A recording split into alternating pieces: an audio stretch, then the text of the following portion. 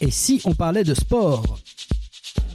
Une émission produite et réalisée par l'association Et si on parlait de sport et animée par Laurent Garnier. Nouvelle année, nouvelles ambitions et toujours la même passion. Bienvenue dans cette 138e émission de Et si on parlait de sport ? Ici, le sport ne se regarde pas, il se vit, il se joue à fond, il se raconte avec intensité, il se partage sans retenue. Effort, émotion, dépassement, frisson, chaque semaine on vous embarque là où tout commence, sur les terrains, dans les vestiaires, au cœur de l'action et de celles et ceux qui font vibrer le sport au quotidien. Un grand merci à nos partenaires Samper Connect, LG Consultant et l'agence Bellombra de Bruno Hamet. À nos côtés, ils portent la même énergie, la même vision, le sport comme moteur collectif, comme source d'élan, de liens et d'avenir. Respect aussi à la Dream Team de l'association Et si on parle de sport, animatrice, animateur, chroniqueur, consultant, une équipe engagée, passionnée, prête à attaquer cette nouvelle année tambour battant. Alors installez-vous, montez le son, coup d'envoi de la 138e émission, ensemble, Et si on parlait de sport ? Au sommaire de cette nouvelle émission, dans un avant-match avec une chronique spéciale championnat d'Europe de hand intense contrasté à l'image du parcours des Bleus dans ce tour principal. Et pour analyser ces rencontres, nous sommes avec Frédéric Pérez, ancien gardien de l'équipe de France, médaillé de bronze aux Jeux Olympiques de Barcelone en 1992 et vice-champion du monde en 1993. 3 matchs, 3 visages, une seule certitude, rien n'est jamais écrit à l'Euro de handball. Analyse, décryptage et regard d'experts, tout de suite dans Et si on parlait de sport. Et en première mi-temps, nous partirons à la rencontre d'Adrien Fresquet, skieur alpin professionnel, membre de l'équipe de France et spécialiste des épreuves de vitesse. Il reviendra avec nous sur son parcours, ses débuts dans les Pyrénées, son association vers l'élite, mais aussi sur les moments plus difficiles, notamment sa grave blessure, l'opération, la rééducation et le combat mental qui a suivi. Adrien nous parlera également de l'importance de l'entourage, le soutien du club, des entraîneurs, de la fédération et de tout l'encadrement indispensable pour revenir au plus haut niveau. Il évoquera son quotidien de sportif de haut niveau, ses objectifs, ses ambitions. Et il livrera un message fort à destination des jeunes qui rêvent de se lancer dans la compétition. Une interview inspirante, sincère et sans filtre. En deuxième mi-temps, nous vous proposons une chronique exceptionnelle consacrée aux Jeux Olympiques d'hiver à l'occasion du centenaire de leur création en 1924 à Chamonix. Un véritable voyage dans le temps à travers un siècle d'espoir, de glace, de neige et d'émotion, une aventure faite de sport et de passion, mais aussi de progrès technologiques et parfois de géopolitique qui a façonné les Alpes, les grandes villes du froid, et marqué le cœur de millions de sportifs et de fans à travers le monde. Pour nous accompagner dans cette traversée de l'historique olympique de Chamonix 1924 à Milan-Cortina 2028, nous aurons le plaisir de retrouver Bernard Pujol, président du comité départemental olympique et sportif de Haute-Garonne, fin connaisseur de l'olympisme et un consultant fidèle de notre émission. Ville haute, défis sportifs, héros entrés dans la légende et anecdotes parfois oubliées. Voilà le sommaire de cette chronique spéciale, les 100 ans des Jeux Olympiques d'hiver. Et vous pourrez nous suivre pendant plusieurs semaines sur ce sujet où nous vous proposerons de découvrir toute cette histoire des Jeux Olympiques. Et tout de suite, l'avant-match avec cette chronique spéciale Euro 2026 de handball. Et si on parlait de sport, avant-match.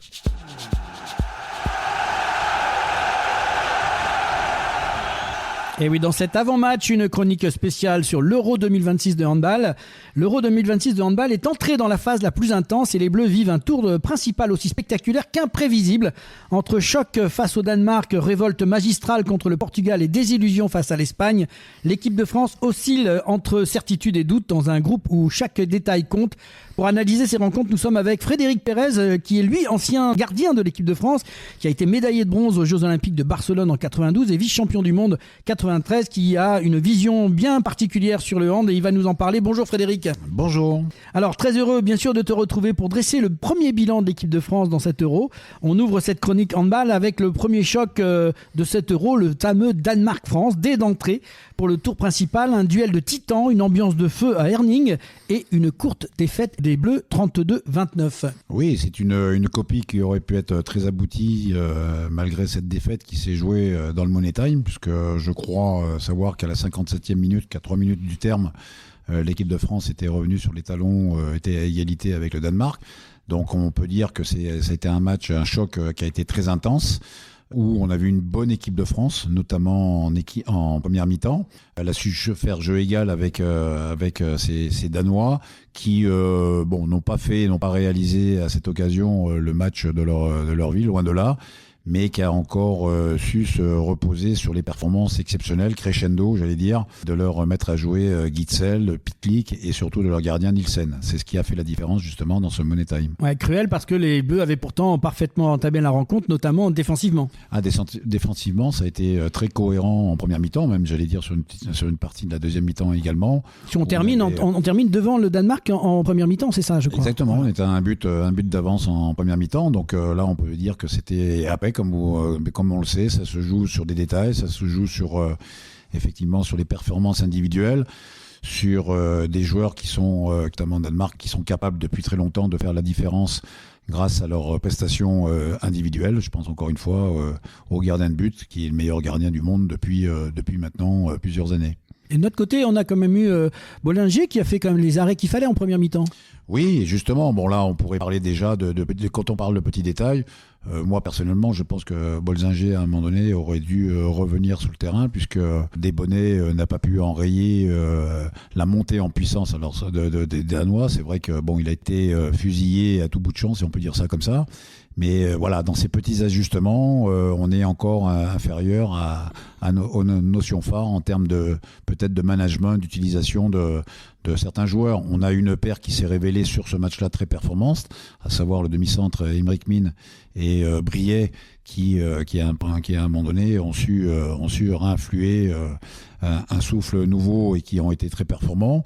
À signaler là aussi que les prétendus cadors du jeu offensif tels que Prandi et Dikamen n'ont pas été, j'allais dire, au rendez-vous et n'ont pas apporté ce qu'on pouvait attendre pour pouvoir aller au bout du bout.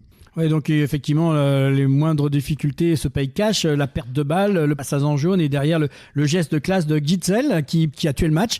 Ça s'est joué effectivement dans les dernières minutes. Oui, bien, comme je vous dis, on sait que ces joueurs, parce que Gitzel sur la première mi-temps est mis en difficulté justement par notre dispositif défensif, mais ce sont encore une fois des joueurs qui s'approprient le jeu, qui ont une lecture de jeu très très performante et qui sont capables d'analyser et de prendre Gitzel. On sait très bien que c'est le point fort. Mais sur tous les matchs, on le voit très performant. Et lorsque le Danemark gagne, c'est en grande partie dû aux performances de Gitzel et de Nielsen dans le but. Il fait 11 arrêts et la superstar marque 9 buts quand même. C'est ce qui fait probablement la différence. Première défaite, c'est pas perdu. Et on enchaîne sur un deuxième match, France-Portugal. Après le coup dur au Danemark, les Bleus n'avaient plus le choix. Dos au mur, condamnés à gagner. Ils ont répondu de la plus belle des manières face au Portugal avec une victoire 46-38. Très étonnante, parce que les Portugais avaient peut-être fait atteint leur Graal en battant en phase de poule le Danemark, mais là on n'a pas du tout reconnu cette équipe. Alors c'est aussi en très grande partie dû à la performance de l'équipe de France, mais on va dire que ces Portugais ont sombré, puisque je crois que c'est un record historique d'avoir pris 29 buts. Moi, personnellement, j'ai jamais vu un match de handball se terminer à la mi-temps, enfin dans une compétition importante, se terminer avec un écart de 14 buts. Je crois que la France menait 29 à 15 à la mi-temps. Donc c'est quelque chose, j'allais dire, d'irréel, de complètement inconcevable, mais c'est tout au crédit de l'équipe de France. Alors, on marque 46 buts, mais attention, parce que c'est peut-être certainement déjà le mal, un des problèmes de l'équipe de France, c'est qu'on marque beaucoup, mais on prend beaucoup de buts. On en avait pris 32, je crois, contre le Danemark sur le premier match, et là on prend 38 buts. Alors c'est vrai que le match n'a aucune... Il n'y a aucune imprévisibilité. Enfin, il est joué, bien entendu, dès la première mi-temps, dès l'écart où tout est passé. C'est la mi-temps de rêve où je crois que les gardiens portugais ne font pas un seul arrêt ou pratiquement pas en première mi-temps. Donc sur le plan offensif, sur le plan défensif, on récupère beaucoup de ballons. Donc c'est quelque chose de très abouti, mais qui n'est pas non plus, c'est pas révélateur à la fois de l'équipe portugaise, qui est une très bonne équipe, qui a sombré ce match-là. C'est pas révélateur non plus de l'état de forme de l'équipe de France. Voilà, l'adversaire s'est révélé, a fait un non-match. Et c'est révélé très faible à cause de la prestation française, bien entendu. Alors on parle justement dans la prestation française, il y a un nom qui ressort, c'est Dikamen. Oui, mais pour l'instant c'est sur courant alternatif. J'allais dire, je vais être un petit peu sévère, mais c'est bien beau. On sait que c'est un atout offensif et que de toute façon, si l'équipe de France doit aller au bout de cette compétition, elle devra se reposer sur un Dikamen performant. Alors que là, on a un Dikamen vraiment sur courant alternatif, Et c'est vraiment les montagnes russes quant à ses performances. Moi, je voudrais pas incriminer Dick Amen. On est trop dépendant peut-être pour l'instant de Dick Amen, mais on a un autre joueur pour l'instant qui n'est pas du tout au niveau qu'on pouvait prétendre, c'est Prandi. Lorsqu'on a effectivement un Dick Amen qui n'est pas forcément très efficace et un Prandi qui est hors du coup comme c'est le cas, le jeu offensif de l'équipe de France est quand même très perturbé. Et peut-être qu'il aurait fallu effectivement lancer un peu plus tôt Briet ou peut-être d'autres joueurs, Richardson, etc., qui sont pour l'instant qui ont été quand même utilisés de façon parcimonique. Pour revenir justement particulièrement sur ce match, il a fait 8 tirs, 8 buts, des angles impossibles, une reculette, un missile à 118 km/h, et en plus il fait jouer les autres, il provoque, il défend, c'est une prestation totale sur ce match. Sur ce match-là, oui, mais j'allais dire alors facile, c'est peut-être pas le terme, mais d'évoluer lorsque l'écart est conséquent, lorsque l'écart aussi a été fait très rapidement. Mais c'est tout à fait logique, c'est humain, on est beaucoup plus à l'aise pour tenter des choses. Sur ce match-là, il n'y a aucune pression quant au résultat final. Donc les grands joueurs, on les attend, à l'instar de ceux qu'on a cités déjà avant, dans les grandes circonstances, et puis dans les grandes circonstances, dans les money time, ce qu'on appelle, et c'est là qu'on voit véritablement les grands joueurs. Donc je pense que effectivement, Dick Amen est en difficulté, mais je le répète encore, si on doit aller au bout de cette compétition, si on doit faire une belle médaille, ce sera en grande partie grâce à sa prestation future. On reste dans cet esprit-là, on vient de finir ce match euphorique et on enchaîne 2 jours après avec après l'euphorie portugaise. Retour brutal sur terre lundi à Herning. Les Bleus ont chuté face à l'Espagne, pourtant déjà éliminés de cet Euro. Défaite 36-32, la deuxième dans ce tour principal, une qualification pour la demi-finale difficile. Qu'est-ce que tu peux me dire sur ce match ? Alors là, moi je suis aussi assez circonspect quant à la préparation de ce match-là. Connaissant bien la mentalité espagnole, on sait que ces matchs France-Espagne, comme d'ailleurs la France-Allemagne qui suivra, sont très particuliers. Ne pas tenir compte de l'orgueil des Espagnols et puis surtout de leur intelligence de jeu. C'est-à-dire que je crois que c'est Rémi Desbonnets qui disait, ou un autre joueur qui dit qu'on s'était fait piéger. Bon, d'abord, pour éviter les pièges, ça se prépare bien avant. Et ensuite, effectivement, les Espagnols sont des joueurs qui sont intelligents, notamment sur le rythme qu'ils impriment. Donc il fallait s'attendre de toute façon à une réaction d'amour-propre de leur part pour au moins gagner un match dans ce tour principal. Et j'allais dire qu'ils ont joué tactiquement, en tout cas, après pratiquement la perfection. Oui, parce que dès la première période, les Bleus sont en grande difficulté en fait. Ils ont été complètement étouffés, mais ils ont été étouffés à tous les niveaux, sur le plan technique, mais surtout sur le plan tactique également. Donc effectivement, quand on rentre avec un débours de -6, -7, je crois tout en début de deuxième mi-temps, face à des joueurs qui sont quand même très expérimentés, même si c'est plus la grande équipe d'Espagne, on a un renouvellement des cadres, mais l'état d'esprit et puis encore une fois les savoir-faire demeurent. Donc c'est pas si étonnant que ça. On a eu une bonne réaction, on va dire, en deuxième mi-temps. Parce qu'on va reprendre simplement qu'à la pause, l'écart est déjà très lourd, puisque 14 sur 27 au tir, c'est beaucoup trop faible. Et à ce niveau-là, on peut se permettre de ne pas gâcher des ballons. Derrière, l'Espagne punie avec un Yann Barrufet exceptionnel, quasiment intouchable, à -6 à la pause, puis -7 au retour des vestiaires. Cela devient finalement très compliqué. C'est très compliqué, puisque après, c'est les Espagnols qui essaient d'imposer leur rythme. C'est pas forcément un jeu très dynamique, très porté sur la vitesse. Bon, on a eu une bonne réaction avec un Rémi Desbonnets qui a failli se montrer décisif pendant un certain temps. Mais là aussi, tactiquement, puis ensuite, effectivement, on a encore cette gros temps faible, notamment au niveau de l'efficacité, sur le gardien espagnol qui n'avait pas, jusqu'à présent, j'allais dire même depuis le début du tournoi, qui ne s'était pas forcément montré très performant. Et à l'instar des grands gardiens dont on vient de citer, était capable de, à un moment donné, d'enclencher la seconde et puis d'être très déterminant dans les dernières minutes. Un quart d'heure de la fin, ils sont revenus à un but, on est à 25-26, et puis d'un seul coup, l'espoir retombe. Mais c'est là que les grands joueurs doivent s'approprier le jeu. On doit voir ces grands joueurs. Et malheureusement, on a encore trop de temps faible au sein de cette équipe de France. Alors on l'a vu, tout n'est pas perdu. Après, il y a eu 2 défaites, 1 victoire. On a envie de dire merci les Danois, parce que hier soir, les Danois ont battu l'Allemagne. Ce qui était prévisible. Par contre, j'ai bien sûr visionné ce match-là.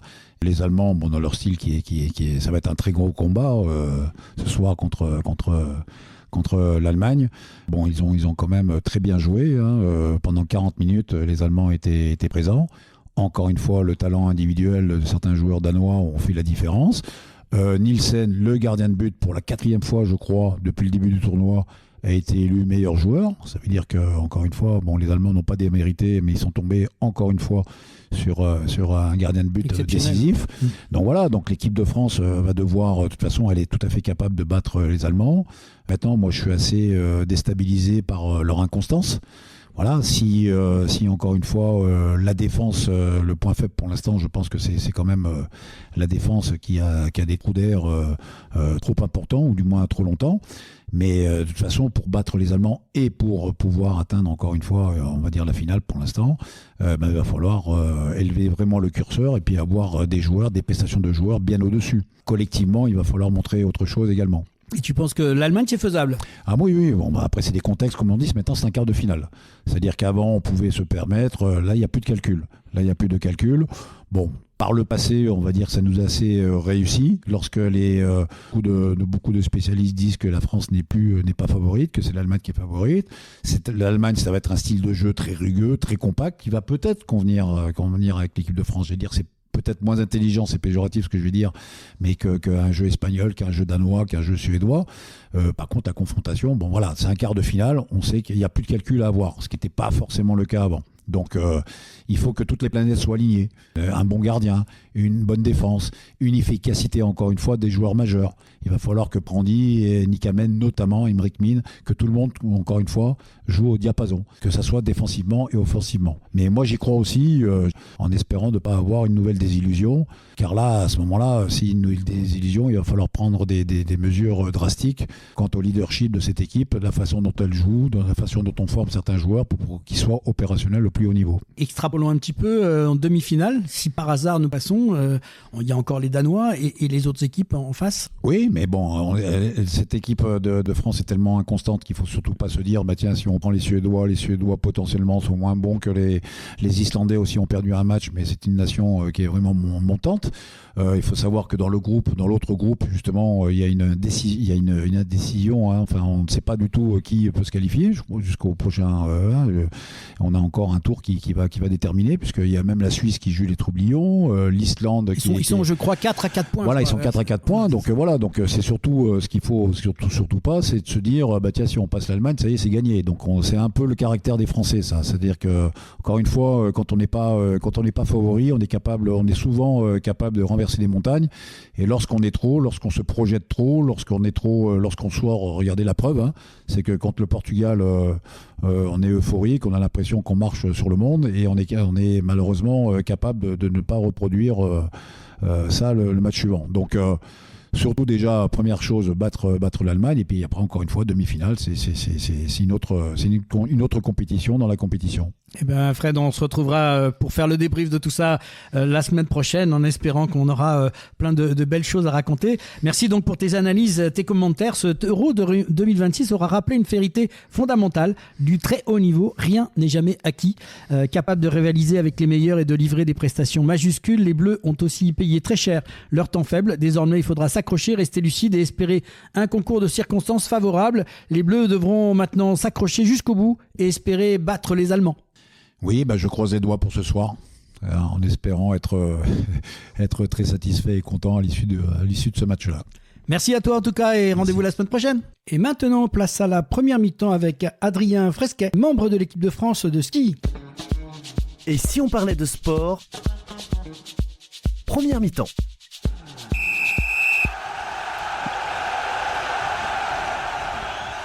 Voilà, retour sur le plateau de Et si on parlait de sport. Aujourd'hui, nous avons le plaisir d'accueillir un athlète au mental d'acier, un skieur professionnel qui représente fièrement la France sur le circuit international. Adrien Fresquet, qui est originaire de chez nous, des Pyrénées. Adrien est spécialiste de la vitesse en ski alpin, particulièrement en Super G, et membre de l'équipe de France. Son ascension n'a pas été un long fleuve tranquille, mais plutôt un chemin semé d'embûches et de résilience et de courage. On est très content d'accueillir Adrien. Bonjour. Eh ben, bonjour, merci déjà de me recevoir aujourd'hui. Écoute... C'est une chance de pouvoir un petit peu raconter mon histoire et voilà, discuter avec vous de mes différentes, de mon chemin un peu qui a été pas facile ces derniers moments, mais voilà, qui a toujours trouvé la bonne voie et donc merci de m'écouter aujourd'hui, c'est trop cool. Eh bien écoute, Adrien, on va commencer déjà par te présenter rapidement pour ceux qui ne connaissent pas vraiment encore. L'idée, c'est que tu nous racontes qui est Adrien Fresquet. Eh ben, je m'appelle du coup Adrien Fresquet, je suis un skieur alpin de 26 ans. Je suis originaire de Vielor, donc un petit village dans les Pyrénées proche de Saint-Lary. J'ai commencé à skier dès l'âge de 2 ans du côté de Val-Louron, dans le club dans lequel j'ai jusqu'à mes 12-13 ans. Ensuite, basculé du côté de Péragude, où je suis encore licencié maintenant. J'ai grandi autour des pistes parce que mes deux parents étaient moniteurs quand j'ai commencé. Ma tante aussi, j'ai été entraîné un petit peu par ma tante, par mon père également. Aussi, j'ai baigné dedans depuis tout petit. Vraiment, c'est, on va dire, une vocation. J'ai pu m'appuyer sur certains bons résultats pour faire partie de l'équipe de France. Et maintenant, je poursuis mon chemin en équipe de France depuis maintenant presque 6 ans. Alors, je vais te couper juste une question, Adrien, justement, avant d'aller plus loin, parce qu'on va en parler. Qu'est-ce qui t'a donné finalement envie? On voit bien que s'il y a 2 ans, tu es sur des pistes de ski, tu avais déjà ce petit virus. Mais qu'est-ce qui t'a donné envie de faire du ski? Mais surtout, derrière, c'est un choix, une vocation d'en faire ton métier. Comme je l'ai dit juste avant, j'ai été vraiment baigné dans ce milieu par mon environnement familial. Parce que tout le monde dans ma famille était moniteur de ski. J'ai eu la chance d'être entraîné par des coachs qui m'ont donné la passion du ski depuis tout petit, d'être dans un bon groupe aussi avec des jeunes de mon âge qui étaient vraiment sympas. Je prenais vraiment plaisir à aller sur les skis, que ce soit en entraînement ou même skier pour moi. Dès mon plus jeune âge, j'ai adoré cette sensation et petit à petit, j'ai commencé à faire les compétitions. Ça a plutôt pas trop mal marché. Et voilà, je me suis dit pourquoi pas en faire mon métier. Donc de là à en faire son métier, c'est pas de suite facile parce que il a fallu passer par un circuit national, des courses internationales et performer dedans. Et maintenant, je peux dire que je vis de ma passion et ça c'est une vraie chance. J'ai eu la chance de prendre part à des coupes du monde, à des coupes d'Europe, de performer dedans. Et c'est aussi ce qui me donne envie de continuer et de m'accrocher. Et je sens que je suis pas arrivé au bout de mes limites et voilà, je continue. Justement, donc tu es sur une progression impressionnante. On suit un peu, bien sûr, tes résultats.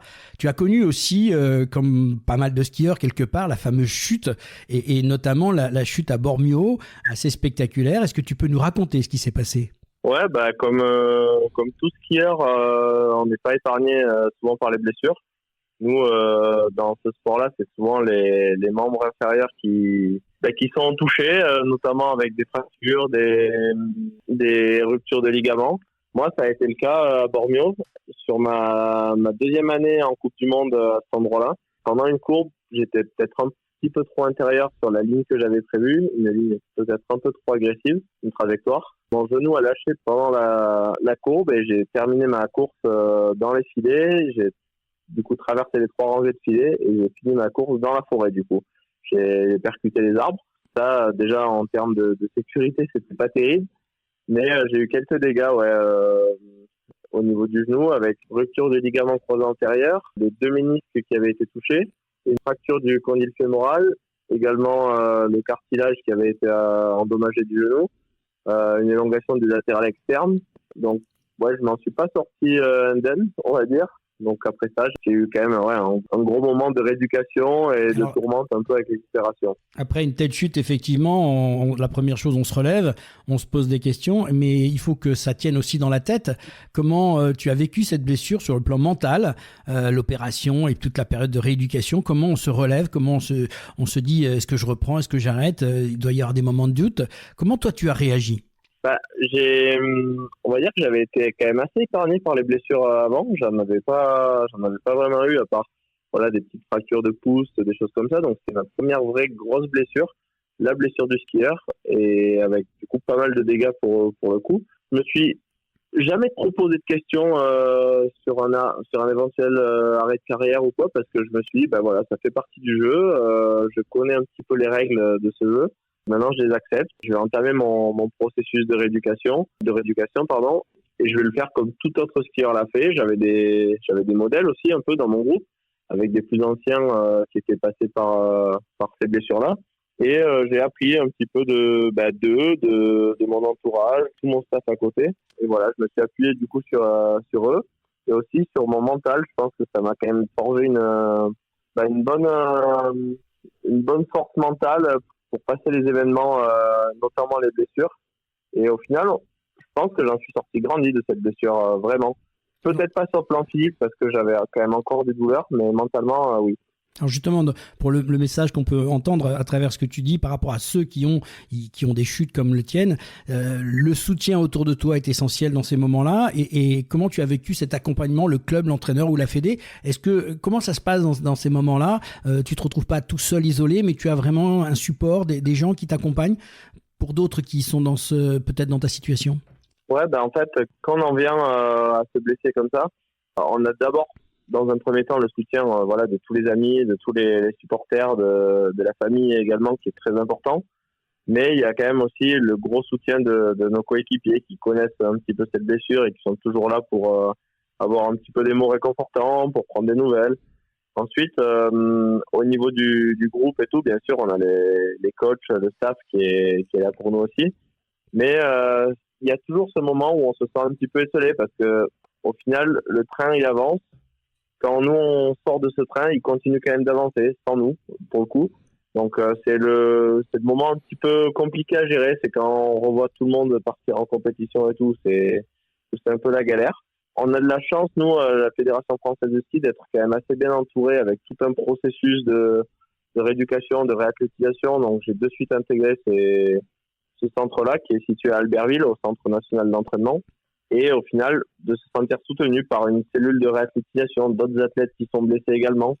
Et voilà, on réintègre un groupe qui n'est pas forcément le groupe d'entraînement sur les skis, mais c'est un groupe d'entraînement jusqu'à qu'on retrouve un niveau physique qui nous permette de reskier correctement. Donc, on va dire qu'on est vraiment jamais très loin de l'encadrement, d'un soutien. Malgré cette blessure et toutes les difficultés rencontrées, là, tu sors un peu de cette phase-là, puisque tu as repris l'entraînement et les compètes. Qu'est-ce qui te motive à poursuivre la compétition? Ouais, en termes de blessures, c'est vrai que j'ai pas été épargné, parce que j'en ai eu d'autres aussi. Je me suis cassé le tibia en mars 2024 en 4 morceaux. J'ai été aussi donc opéré avec un clou qui faisait une cinquantaine de centimètres qui tenait mon tibia, avec 7 vis également. J'ai donc fait une saison de retour la saison d'après, et je me suis malheureusement recassé le tibia avec tout le matériel dedans aux États-Unis en décembre 2025. Non, en décembre 2024, pardon. Ce qui m'a contraint de reprendre une année off loin du circuit. Au final, j'ai quand même bien enchaîné les blessures. C'était dur mentalement, dur physiquement aussi de se remettre de tout ça. Mais par contre, qu'est-ce qui me motive encore, c'est que, comme je l'ai dit tout à l'heure, j'ai pas l'impression d'être arrivé au bout de ce que j'ai pu faire. J'ai vraiment de l'amour pour le ski. Et puis, chaque étape franchie après une blessure, c'est une victoire en soi. Revenir, sentir son corps qui répond, qui progresse de jour en jour, c'est vraiment ce qui me donne envie de continuer. Et le ski, c'est plus qu'un sport pour moi. C'est vraiment une partie de qui je suis, une partie de ma vie. Et je pense que ça m'a forgé un caractère aussi. C'est valorisant pour moi, en fait, de me dire, OK, je peux revenir d'une blessure. Mentalement, je suis prêt à le faire. Physiquement, je suis prêt aussi. Et je prends presque du plaisir à montrer un peu à tous les détraqueurs qui disent, ta carrière, elle est terminée. Ça fait la 3e saison que tu loupes pour blessure. Voilà, moi, je pense que ma carrière n'est pas terminée. Et d'ailleurs, j'ai repris cette saison sur le circuit Coupe du Monde et Coupe d'Europe, et ça se passe plutôt pas trop mal. Donc, je suis vraiment content de revenir à ce niveau-là. Donc là, feu vert au niveau médical, tu peux reprendre. Peut-être au démarrage, une petite appréhension quand tu te lances sur tes pistes, quand tu reprends, ou dans ta tête, t'es bien, et au contraire, le fait d'avoir vaincu finalement ce signe indien, si on peut l'appeler comme ça te donne la niaque pour y aller. Au début, c'est sûr qu'il y a des petites appréhensions sur comment le physique va réagir. Après, ces appréhensions-là, j'ai appris à les gérer aussi. Je me suis entouré du coup d'un préparateur mental. J'ai pas mal discuté. Du coup, j'ai fait des interventions avec un psychologue du sport. Voilà, on apprend à s'entourer de personnes un peu différentes de ce qu'on a l'habitude de faire, qui m'ont vraiment aidé pour mon retour sur les skis. Après, voilà, j'ai fait un retour sur les skis en douceur aussi, avec pas le même programme d'entraînement que les autres. Un retour où au début c'était du ski libre, vraiment tranquille, et petit à petit on montait crescendo dans les intensités jusqu'à retrouver un rythme d'entraînement qui me permet de revenir avec le groupe. C'est assez spécial quand même comme retour sur les skis. Il y a toujours ce côté qui dit est-ce que mon corps va tenir? Et d'un autre côté, mentalement, on sait que oui, parce que j'ai bossé physiquement, j'ai fait des tests aussi physiques pour me le prouver. Donc voilà, une fois que par contre on est derrière le portillon de départ, je sais que moi, si je m'y lance, c'est parce que mon physique va bien, mon corps va bien, et que je suis à 100% de mes capacités. Donc là, maintenant, on peut dire que mon corps est réparé et mon mental aussi. Et si je suis au départ, c'est parce que je me sens bien. On va te demander maintenant, justement, alors c'était très bien, tu étais reparti sur les pistes et bravo. Beaucoup de gens doivent s'interroger un peu ou ne savent pas ce qu'est la vie finalement d'un skieur de compétition aujourd'hui. Comment ça se passe une journée type d'un skieur qui se prépare avant une grande compétition? Comment ça marche? Comment tu fonctionnes? Il y a des moments un petit peu différents de la préparation. C'est-à-dire que déjà, c'est une vie qui est très exigeante, parce qu'on a beaucoup d'entraînement. Même l'été, au final, quand on skie pas forcément, on est tout le temps en préparation physique et on prépare notre saison. Le gros de la préparation, en fait, se passe l'été. On est souvent dans un bus ou dans un avion. On s'entraîne dans des conditions qui sont parfois extrêmes. Il peut faire chaud, quand je m'entends quand je dis chaud, il peut faire 10 degrés, comme moins 30, comme ça peut nous arriver de temps en temps en Norvège ou aux États-Unis. Il faut être très près physiquement, donc c'est pour ça qu'on fait le gros bloc physique entre le mois de juin et le mois de septembre avant de partir au Chili tout le mois d'octobre. Ensuite, on part aux États-Unis le mois de novembre pour s'entraîner, et après les compétitions commencent jusqu'au mois d'avril. Donc on n'a vraiment pas beaucoup de coupures. On a le mois de mai qui est un petit peu tranquille, et sinon tout le reste du temps on est vraiment en préparation physique. Donc l'été, ça se rythme par on va dire 1 à 2 séances de muscu par jour, avec une séance d'aérobie entre 1h30 et 3h. Ça dépend un peu ce qu'on travaille à ce moment-là. Sans parler de la récupération avec le kiné et tout ça, la préparation mentale qui fait aussi pour moi partie de l'entraînement. Et l'hiver, c'est un rythme qui est pas vraiment différent, parce qu'on s'entraîne sur les skis. Souvent, on se lève quand même assez tôt. On se lève aux alentours entre 5h30 et 6h, 6h30. Ça dépend des conditions d'entraînement, ça dépend de tout. C'est des horaires de course. Mais donc, on se lève assez tôt. On a notre entraînement ou notre course. On rentre à l'hôtel souvent assez tard. Et derrière, on a tout ce protocole pareil de préparation physique, parce qu'il faut garder quand même une forme physique pour pouvoir enchaîner les manches et la saison. Et derrière, tout ce protocole pareil de rééducation de récupération plus, avec que ce soit du vélo, du kiné, des étirements, des massages. Après, il y a tout le côté vidéo aussi, retour vidéo de l'entraînement, de la course qu'on analyse. Le moment où on discute avec notre technicien du matériel pour le lendemain. Et après, notre moment un petit peu plus récupération avec, on va dire, le repas et la nuit. Mais ouais, c'est un rythme qui est quand même qui s'arrête très rarement et qui est souvent quand même assez intense. Et on sent que ça t'a manqué. Tu as besoin de reprendre ce rythme-là au-delà de justement ta blessure. Aujourd'hui, tu es reparti dans ce rythme-là. On sent ce côté positif chez toi. Quels sont les objectifs de la saison ou des saisons à venir pour toi? Il y a des grands événements qui arrivent. Bon, j'imagine que les Jeux Olympiques sont peut-être dans un coin de ta tête, mais c'est pas évident d'y accéder. Je sais pas où tu en es au niveau compète. C'est quoi, en fait, tes objectifs pour cette saison? Là, déjà, mon objectif, c'est premièrement de me faire plaisir.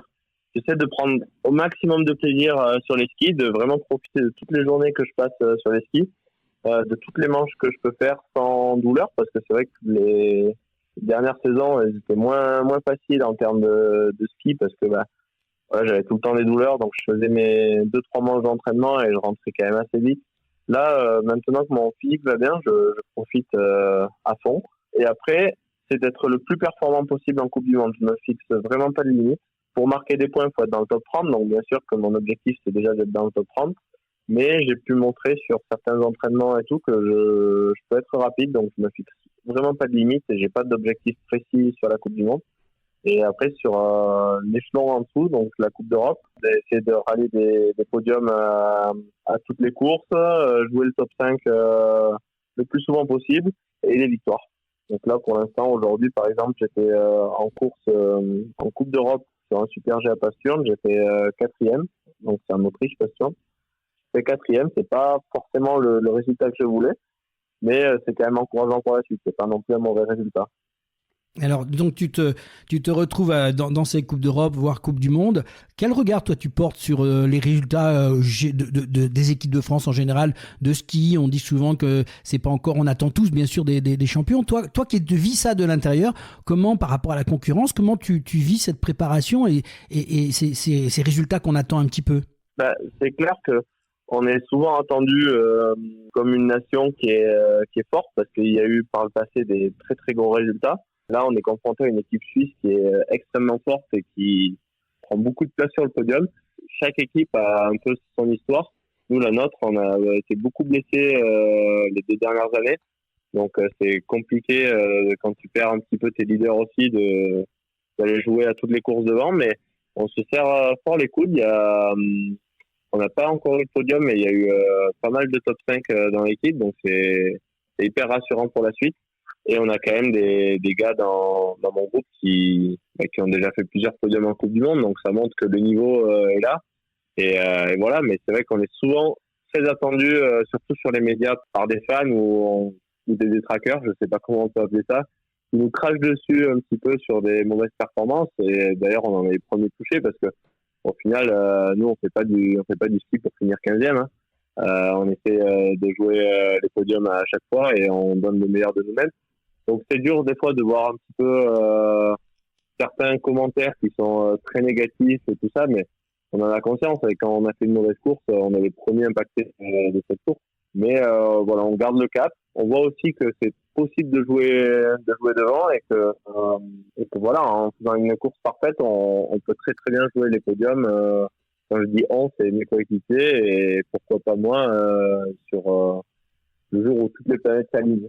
Eh ben écoute, on va vraiment te souhaiter ça. Un petit regard sur les Jeux Olympiques qui viennent. Tu y seras dedans, tu sais pas encore comment tu vois les choses. Ça arrive très vite maintenant. Là, pour l'instant, moi, j'ai pas rempli les critères qui étaient, les critères nationaux, qui étaient de faire un top 7 ou 2 top 15 en Coupe du Monde pour pouvoir figurer sur la liste des athlètes sélectionnables aux Jeux Olympiques. C'est pas encore au niveau des quotas combien on va avoir de place. Donc, c'est difficile de se projeter sur une sélection olympique. Par contre, il reste une dernière Coupe du Monde du côté des Kitzbühel. C'est une piste aussi que j'apprécie. Et voilà, ce sera ma dernière cartouche pour être sélectionné aux Jeux Olympiques. Et comme je l'ai dit avant, je ne me mets pas de limite. Donc, si je suis très performant sur cette course, pourquoi pas décrocher un ticket olympique. Après, si je peux y aller aux Jeux Olympiques, bien sûr, j'en serai hyper heureux et je donnerai tout pour me rapprocher le plus possible de la médaille. Mais par contre, ça ne faisait pas partie de mon objectif principal de saison, étant donné que je revenais de blessure. Et je suis dans un coin de ma tête les Jeux de 2030 parce que je suis pour le coup la jeune génération de l'équipe de France de vitesse. Et ce sera plus dans mes cordes, je pense. En tout cas, l'objectif premier pour toi, c'était de remonter sur des skis, j'imagine, et ça, tu l'as déjà bien réussi, et bravo à toi. Bien sûr, on félicite toute ton équipe. J'ai envie de te demander un dernier message que toi, tu pourrais donner. Tu es jeune, mais tu sais qu'il y a plein de gens qui écoutent ou qui regardent. Quel message tu voudrais faire passer à tous ces jeunes qui rêvent peut-être un jour de se lancer dans une compétition de ski avec tout ce que ça comporte, et tu en as très très bien parlé, parce que la blessure aussi fait partie du jeu finalement. Ouais, faut tout d'abord croire en soi, travailler dur, mais surtout pour moi le principal c'est le plaisir. Le ski, comme tout sport de haut niveau, ça demande beaucoup de sacrifices, mais si on aime ce qu'on fait, j'ai envie de dire on compte pas on compte pas l'effort qu'on donne et franchement le jeu en vaut la chandelle et on est tous les jours hyper content de se lever pour aller faire notre sport. On évolue quand même dans des paysages qui sont plus que bien et on est entouré de super personnes, des sportifs et tout tous les jours. Donc franchement, pour moi, ça en vaut la peine. Enfin, l'effort en vaut la peine. Faut surtout être patient et que les progrès, ils arrivent pas à pas et ça arrive pas du jour au lendemain. Donc voilà, faut croire en ses capacités et suivre son rêve. Merci en tout cas Adrien pour ton témoignage qui est sincère, rafraîchissant, j'ai envie de dire. Ton parcours montre à quel point la résilience, la passion et le soutien de ton entourage sont essentiels dans le sport de haut niveau. Bien sûr, on va te souhaiter plein de réussite pour la suite de ta carrière et pourquoi pas la plus haute marche d'un podium dans très peu de temps. C'est vraiment sympa pour toi d'avoir pris du temps pour nous répondre et surtout de nous envoyer ce message d'espoir et pour plein de gens qui sont peut-être dans ta situation aujourd'hui. En fait, il faut s'accrocher. Merci encore à toi Adrien. Eh bien, merci à vous de m'avoir écouté et au plaisir de revenir dans cette radio. Eh ben, écoute, on te lance un défi. Le jour où tu fais un grand podium, tu nous donnes un petit coup de fil et on sera content au contraire de saluer et de faire la fête avec toi. Eh bien, avec grand plaisir. Merci encore. Merci Adrien.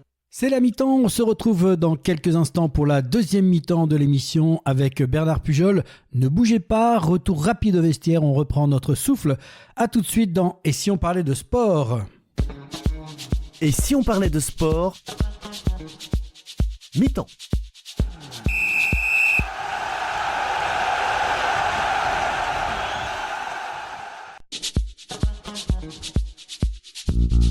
Devenez supporter de l'émission Et si on parlait de sport ? Depuis plus de 125 émissions, l'équipe de Et si on parlait de sport fait briller le terrain médiatique des sportifs, des entraîneurs, des dirigeants, des bénévoles, toutes celles et ceux qui font battre le cœur du sport au quotidien. Nos chroniques, nos interviews, nos reportages touchent chaque mois des milliers d'auditrices et d'auditeurs. Mais pour continuer, pour exister, pour aller encore plus loin, on a besoin de vous. Pourquoi nous soutenir ? Parce que vous aimez notre ton vrai, nos sujets humains, nos valeurs fortes. Parce que vous croyez que le sport, ce n'est pas que la performance, mais l'esprit d'équipe, la passion, la proximité. Et parce qu'un média indépendant, ça se défend.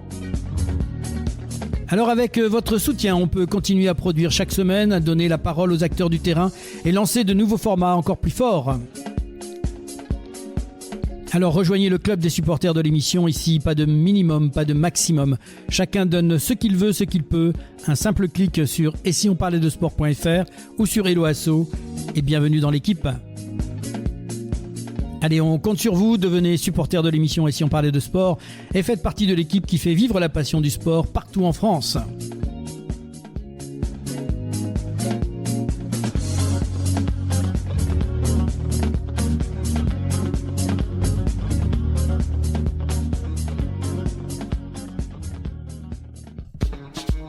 Et si on parlait de sport,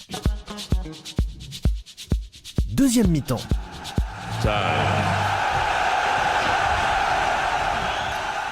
Retour sur le plateau de Si on parlait de sport pour le coup d'envoi de cette deuxième mi-temps consacrée cette fois à un anniversaire à part, les 100 ans des Jeux Olympiques d'hiver, un siècle d'histoire qui a débuté en 1924 à Chamonix, fait d'exploits sur la glace et la neige, de passion sportive, d'innovation technologique et parfois même de géopolitique.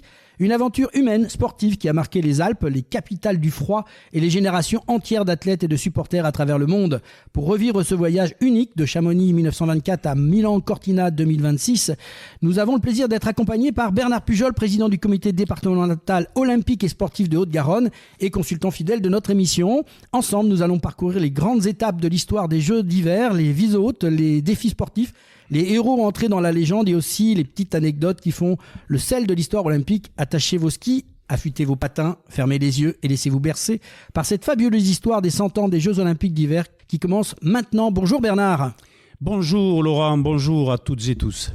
Merci Bernard d'être avec nous. Alors dans cette première partie, nous allons replonger au XXe siècle, de 1924 à 1968, première partie de Paris à Grenoble. En 1924, tout démarre à Chamonix en France, du 21 janvier au 5 février 1924. 258 athlètes, 16 nations se retrouvent pour une semaine internationale des sports d'hiver. À l'origine, ce n'est pas officiellement encore les Jeux Olympiques, Bernard. Exactement. À cette époque-là, le ski alpin n'existait pas encore au jeu. Seul le ski nordique, le saut à ski, la patrouille militaire, l'ancêtre du biathlon, et des épreuves de glace comme le hockey ou bien le patinage figuraient au programme. En 1926, Chamonix obtiendra à titre rétroactif la désignation officielle de première édition des Jeux Olympiques d'hiver. Et sportivement, un nom déjà ressort. Oui, la liste va être longue et fournie. Oui, celui du Finlandais Klas Thunberg, immense patineur dans le talent et le physique, qui repart avec 5 médailles, dont 3 en or. Du côté français, 3 médailles de bronze. On aura avec Adrien Vandel en patrouille militaire, donc ce biathlon, Pierre Brunet en patinage artistique et Georges André en curling. Bernard, et on va tout de suite enchaîner sur 1928, Saint-Maurice en Suisse. La nature impose ses règles. 4 ans plus tard, direction donc Saint-Maurice en Suisse, une station déjà réputée qui va être confrontée à un adversaire imprévisible, la météo. Oui. La météo, on en parle tous les jours, le changement climatique, et on se rend compte à l'examen de l'histoire que la météo, notamment pour les Jeux d'hiver, crée déjà des soucis. Les conditions à Saint-Moritz étaient extrêmes. Blizzard à l'ouverture, puis un redout spectaculaire s'en est suivi. La glace s'est liquéfiée à devenir impraticable, au point que le 10 000 mètres de patinage de vitesse a dû être annulé. Alors à l'époque, Bernard, il n'y avait pas de neige artificielle. Non, pas des canons. On en entend tous les jours que les canons grondent partout, mais là, pas de canons encore. La technologie n'était pas là. On n'avait pas encore les besoins. Les Jeux dépendent entièrement des conditions naturelles, bien entendu. L'édition de la charmante ville de Saint-Moritz va profondément marquer les organisateurs qui comprennent qu'il faut anticiper et s'adapter. Malgré ces difficultés, la participation est quand même en nette hausse. Oui, ça évolue, les Jeux prennent leur place, évoluent d'édition en édition. 25 pays et 464 athlètes ont participé aux 14 épreuves, malgré les conditions météo déplorables dont on vient de parler. Surtout, plusieurs grandes premières. Ces Jeux d'hiver se déroulent dans un pays différent de celui des Jeux d'été. Le Japon devient à cette édition le premier pays asiatique à participer et le skeleton fait son entrée au programme. Et une future légende naît sous les projecteurs. Oui, une belle légende et on a raison de se rappeler de son nom même si ça fait un peu loin. La Norvégienne Sonra Eni, âgée seulement de 15 ans, partant l'or en patinage artistique féminin. Son record de précocité restera inégalé pendant près de 74 ans. Oui, et la France brille aussi avec l'or, remporté par André Joly et Pierre Brunet en patinage artistique. Il faut savoir que ce couple s'est formé aux Jeux Olympiques et est devenu couple dans la vie quelques temps plus tard. En 1932, on passe directement dans une autre dimension. Les Jeux traversent l'Atlantique pour la première fois et s'installent à Lake Placid aux États-Unis. Oui, Lake Placid, une petite ville de moins de 4000 habitants qui se retrouve au cœur de l'événement et de l'actualité, dans un contexte économique extrêmement difficile, puisque la crise de 29 était passée par là, celui de la Grande Dépression. Et alors, avec une anecdote révélatrice de cette situation. Ouais, c'est fantastique, l'histoire est merveilleuse, c'est pour ça qu'on se régale et qu'on en fait part à nos followers, à nos amis. En effet, le président du comité d'organisation de cette édition, je nomme Godfrey Dewey, donne un terrain appartement à sa famille pour permettre la construction de la piste de bobsleigh. Sans ce geste, les Jeux n'auraient peut-être pas eu lieu. C'est magnifique. C'est magnifique. Et ces Jeux marquent aussi un tournant symbolique. Oui, en 1932 apparaissent pour la première fois les podiums olympiques qui deviennent rapidement un élément et un moment incontournable. Voilà, on verra maintenant les fameuses 3 marches que l'on voit maintenant régulièrement. Ça a débuté en 1932. On passe à Garmisch-Partenkirchen, si je ne me trompe pas dans l'appellation, en 1936. Les Jeux d'hiver un petit peu sous tension, on le rappelle, 1936, c'est juste dans les Alpes allemandes et ça revient en Europe, mais dans une certaine tension. Oui, effectivement, en 1936, les heures sombres du nazisme et l'avant-guerre, on repartira pas là-dessus, mais on a raison de dire que cette période pour l'été et l'hiver a marqué le monde du sport et le sport a pris toute sa place. À Garmisch-Partenkirchen, j'y suis arrivé. Meilleur que moi. Faut-il le remarquer, mais je ne le redirai pas, au risque de me tromper. 646 athlètes. 28 nations ont participé à 4 sports et 17 épreuves. Ces Jeux sont très bien organisés, très structurés et marquent une montée en puissance de l'événement. Oui, malgré tout, c'est vrai qu'il y a eu pas mal d'athlètes qui sont venus. Plusieurs innovations aussi apparaissent. Oui, notamment la vente de timbres commémoratifs pour financer les Jeux. On est déjà dans le marketing, c'est le début. On va chercher de la finance et de l'image. Également, l'allumage du feu symbolique pour la première fois aux Jeux d'hiver et la participation de 6 nouveaux pays, l'Australie, la Bulgarie, l'Espagne, la Grèce, le Liechtenstein et la Turquie. Et oui, et côté sport, des performances marquantes, Bernard. Oui, toujours marquante, c'est la magie du sport. Le Norvégien cette fois-ci, Ivar Ballangrud, l'athlète le plus médaillé des Jeux de Garmisch, avec 4 médailles, dont 3 en or. On revient et on retrouve la jeune prodige Sonja Henni, finlandaise, qui décroche sa 3e médaille d'or consécutive en 3 éditions en patinage artistique féminin. Et puis, il y a un exploit historique en hockey sur glace. Oui, et c'est bien la victoire de nos amis d'outre-Manche de la Grande-Bretagne contre toute attente et le Canada sur le score de 2-1. C'est la première défaite olympique canadienne et le premier grand titre britannique en hockey sur glace. Voilà, et côté français, la France repart avec une seule médaille de bronze grâce à un certain Émile Allais en ski alpin. 1940-1944, c'est l'interruption par la guerre, Bernard. Oui, effectivement, on revient sur les heures sombres et tout s'est arrêté et le sport, effectivement, a dû patienter.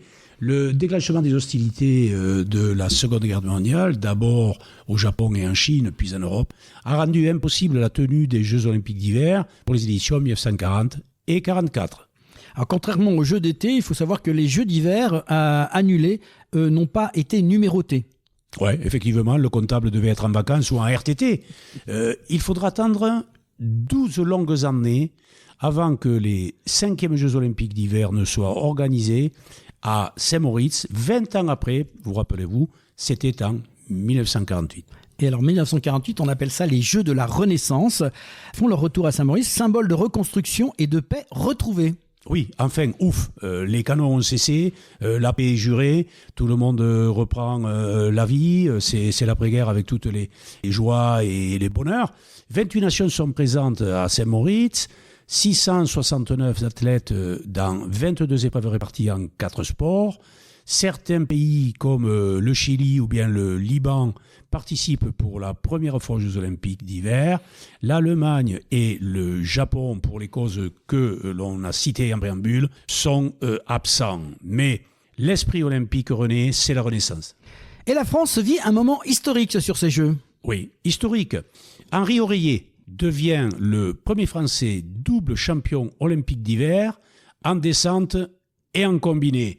Pour le nom qu'il a, il ne s'était pas endormi. Ah, il était bien réveillé. Avec cette anecdote qui est restée célèbre. Oui, alors on raconte qu'effectivement, le dit Oreiller, on lui a dérobé les skis juste avant l'épreuve. Et la dite épreuve qu'il a gagnée malgré tout, mais l'histoire ne dit pas s'il a couru, s'il avait des skis, on ne le saura jamais, on ne sait même pas s'il les a retrouvés. Comme quoi, c'est pas forcément un problème de matériel. Absolument. La France, elle, de son côté, remporte 5 médailles avec Henri Oreiller, 2 en or, 1 en bronze, et James Coutet, 1 en argent et 1 en bronze en ski alpin, tous les deux. On passe en 1952, on va dans des pays un peu plus nordiques, du côté d'Oslo, retour aux sources du ski. Les Jeux arrivent enfin en Norvège, qui est le berceau du ski moderne. Oui, 52, je me rappelle, puisque j'avais 1 an et j'étais déjà devant la télévision. C'est comme si j'étais, je me rappelle très bien.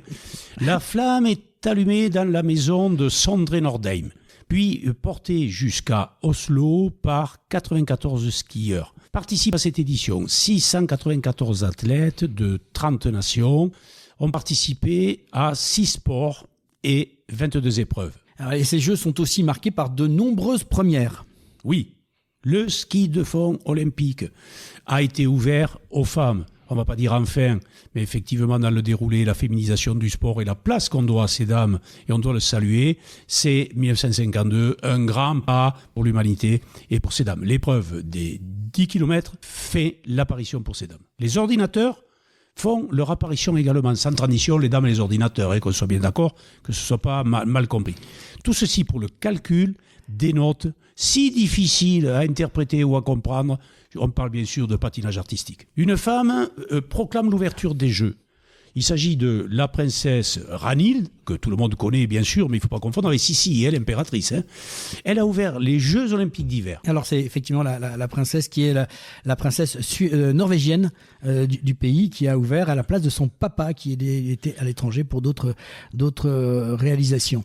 Sportivement, des stars émergent. Oui, toujours des stars. Le sport fabrique des stars et des records. Le patineur de vitesse Hjalmar Andersen remporte 3 médailles d'or. Le patineur artistique américain Richard Dick Button réussit un triple loop. Alors le loop, c'est quand on fait que tourner, là, comme une vis, comme à la perceuse. C'est un saut, voilà. C'est un saut, là, on tourne et ça s'appelle des loops. Inédit en compétition, on a bien dit un triple, un saut qui lui offre sa 2e médaille d'or. Et la France remporte une médaille de bronze avec Jacqueline Dubiff. On va passer en 1958, si tu veux bien Bernard, et là on va en Italie avec Cortina d'Ampezzo, une première soviétique en or. Ces Jeux ont marqué les débuts, bien sûr, de l'équipe de l'époque URSS qui s'est immédiatement adjugé plus de médailles qu'aucune autre nation. Oui, effectivement, l'émergence de la Fédération russe et du sport comme argument politique et de propagande. Ils ont un peu de neige chez eux. Oui, et puis effectivement, ils ont de la neige, du froid, et puis ils s'entraînent au pays nord là-bas quand ça va pas, et avec le coup de bâton des fois, ce qui fait accélérer. Mais bon, on va rester sportif et c'est que de l'humour. Donc, effectivement, les patineurs de vitesse russes ont rapporté 3 des 4 épreuves au programme, alors que l'équipe de hockey sur glace russe a mis fin à la domination du Canada. Et un symbole fort également. Oui, le serment olympique que l'on connaît tous et qu'on a rappelé dans les éditions précédentes, y compris pour l'été. Le serment olympique est prononcé pour la première fois par une athlète féminine, la skieuse alpine italienne Giuliana Cenal Minuzzo, médaillée de bronze en descente lors des Jeux d'Oslo en 1952. Et on va noter aussi une participation importante. Oui, effectivement, les pays rejoignent les Jeux, la mondialisation est là, le nombre d'athlètes augmente, puisque ils étaient 821 athlètes venant de 32 nations, ils ont participé à 4 sports et 24 épreuves. Alors sur le plan sportif, on retiendra l'Autrichien Toni Seller qui est devenu le premier skieur alpin à décrocher 3 médailles d'or olympiques. Le soviétique Pavel Kotchin est devenu le premier non-scandinave à gagner une médaille en ski de fond. La Suissesse Madeleine Berthod a fêté son anniversaire en remportant la descente avec un écart incroyable de 4 secondes 7. Oui, alors effectivement, on voit que ça s'internationalise, les Soviétiques, les Suisses, la Suissesse, bon, ça s'agrandit et les performances viennent de partout. Et là, j'ai pas de bonnes nouvelles, je vais faire recours, 0 médaille pour la France. Et oui, 0 médaille. Et on va donc nous s'envoler en 1960, une belle année puisque c'est la mienne, le Squaw Valley aux États-Unis, la révolution médiatique. Les Jeux retournent en Amérique du Nord, à Squaw Valley. 665 athlètes et 30 nations ont participé à 4 sports et 27 épreuves. Oui, 1960, quelle belle année, effectivement, mais c'était loin, c'était à l'époque des trains à vapeur, du gazogène, mais enfin, tu restes jeune d'esprit, Laurent, et je ferme vite la parenthèse.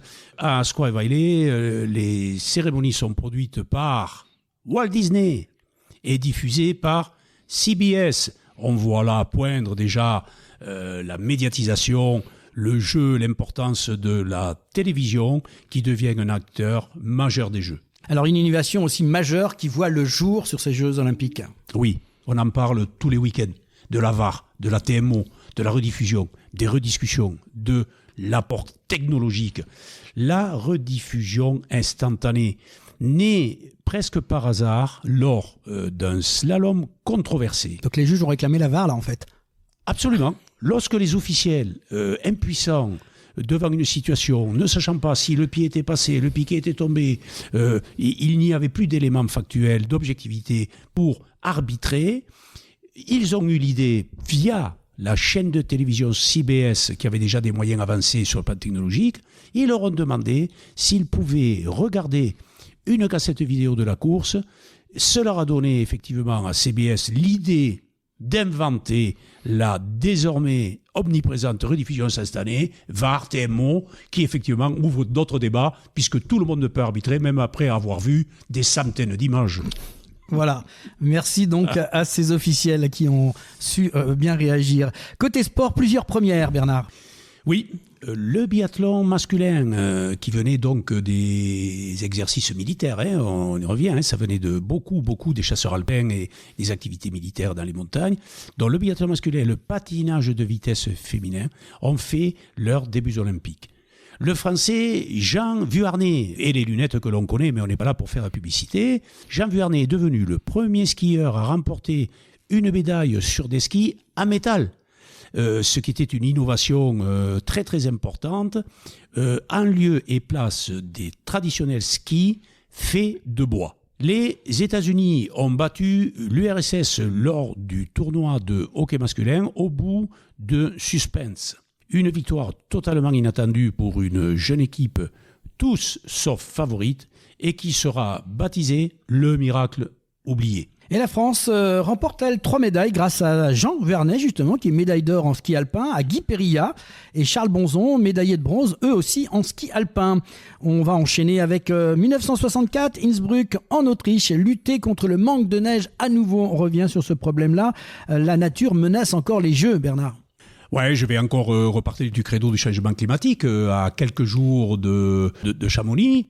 À l'époque déjà, on manquait de neige. Cette année, on risque d'en avoir un peu trop. Bon, on fermera la porte du frigo, on ouvrira les fenêtres et tout ira bien et tout le monde pourra glisser à sa guise. C'était le petit clin d'œil des épisodes historiques. Et ne croyons pas qu'il n'y a que maintenant qu'il manquait de la neige. Je ferme la parenthèse. Donc effectivement, le manque de neige à Innsbruck donc oblige l'armée autrichienne à intervenir non pas avec les chars d'assaut et les canons. Ils transportaient des milliers de blocs de glace et des dizaines de milliers de mètres cubes de neige pour le plaisir de tous. Voilà, pour permettre aux Jeux de se jouer. On assiste pourtant à un record, Bernard. Oui, toujours. Dans l'olympisme, on ne se satisfait de rien. On veut toujours des records. Et la magie est toujours là. Oui, un record de participation à l'époque pour les Jeux d'hiver.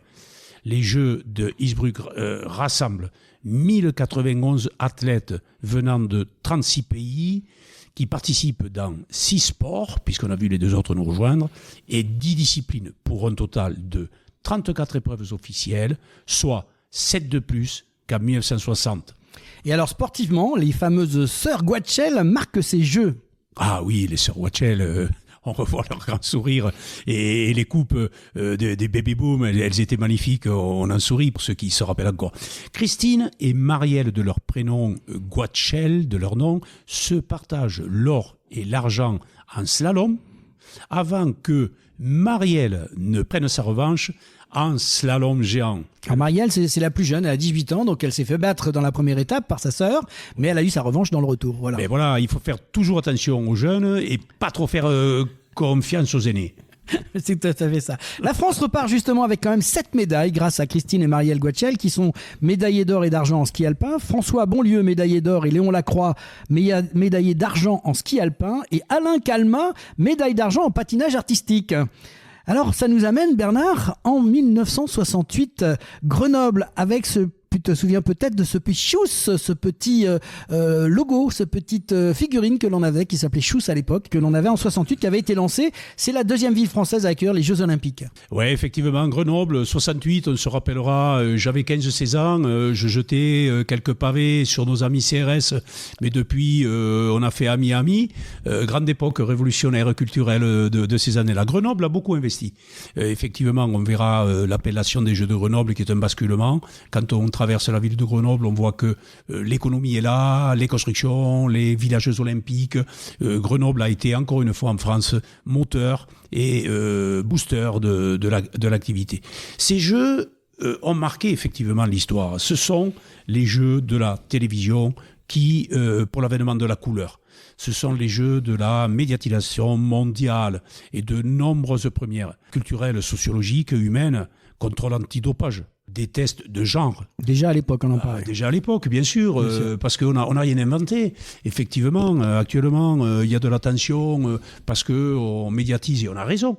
Mais 68, on avait déjà effectivement besoin de suivre et de contrôler, autant que de protéger les personnes. Donc également, et je poursuis, les pictogrammes sur les médailles, dont on est en pleine communication. Ces Jeux ont rassemblé 1158 athlètes de 37 pays pour disputer 10 disciplines qui regroupent un total de 35 épreuves officielles, soit une de plus qu'en 1964. Et surtout, Bernard, un héros français. Oui, alors là je me lève, Laurent, ça ne se verra pas, les followers ne le voient pas, mais je suis debout sur la table parce que Toutoun, il ne m'en voudra pas. Jean-Claude Killy, notre Jean-Claude. Jean-Claude Killy, on dit Toutoun pour les intimes, les amis, et ça ne sera pas une offense si on emprunte ce surnom, tellement ce monsieur est d'une simplicité humble et joyeux. Il a remporté toutes les épreuves masculines de ski alpin. 3 épreuves, 3 médailles d'or. Chapeau, Toutoun. Et c'est l'événement, c'est un des plus grands champions de ski français que l'on ait, et donc c'était bien de pouvoir lui rendre un peu cet hommage. Il a fait rêver. Moi j'étais tout jeune, mais c'est un souvenir que j'ai gardé de ces Jeux Olympiques, de ces descentes olympiques de Jean-Claude Killy. Jean-Claude Killy, si tu me permets 3 secondes, il a effectivement ouvert, de par sa personnalité, ses origines et ses résultats, et l'homme qu'il est.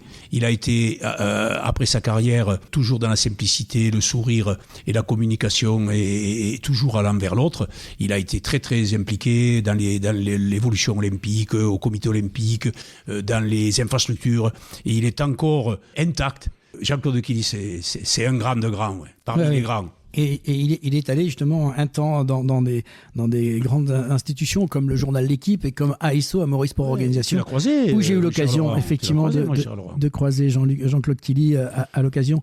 C'est un personnage qui m'avait vraiment frappé par sa simplicité et sa méthode de travail.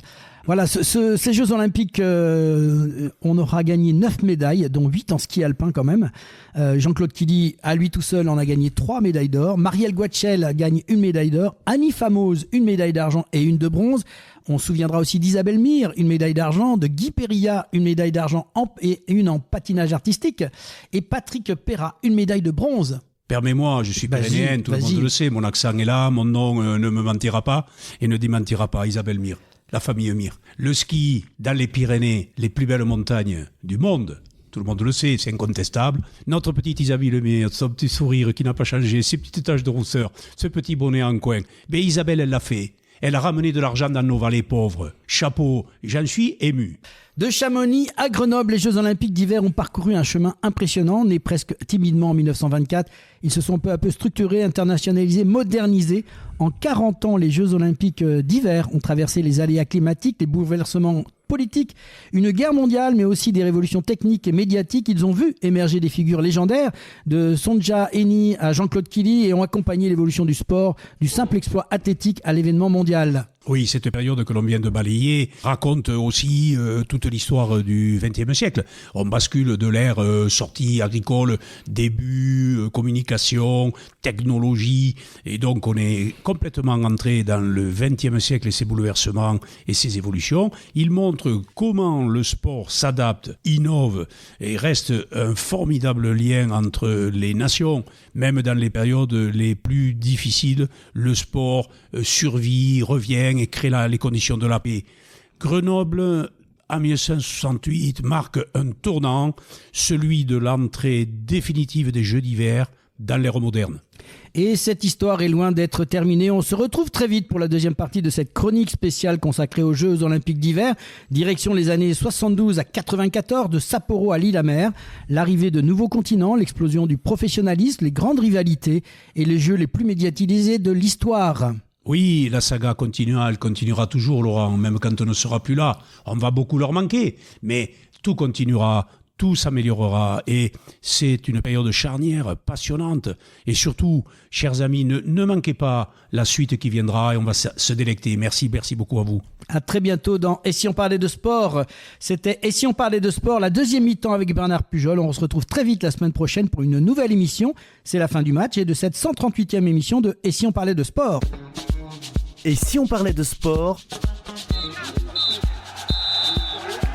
Fin du match.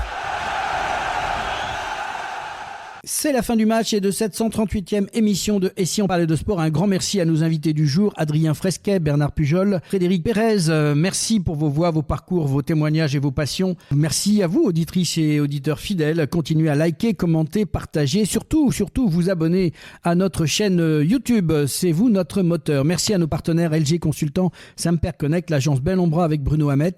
Vous aimez l'émission Et si on parlait de sport, passez de l'autre côté du micro et devenez-vous aussi membre ou supporter de l'association. Parce que Et si on parlait de sport, ce n'est pas qu'une émission, c'est une communauté de passionnés qui fait vibrer le sport sous toutes ses formes.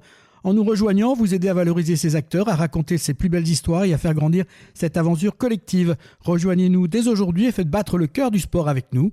On se retrouve très bientôt pour un nouveau numéro d'Et si on parlait sport, votre rendez-vous où la passion du sport se conjugue toujours avec humanité. À très vite et d'ici là, continuez à vivre le sport autrement.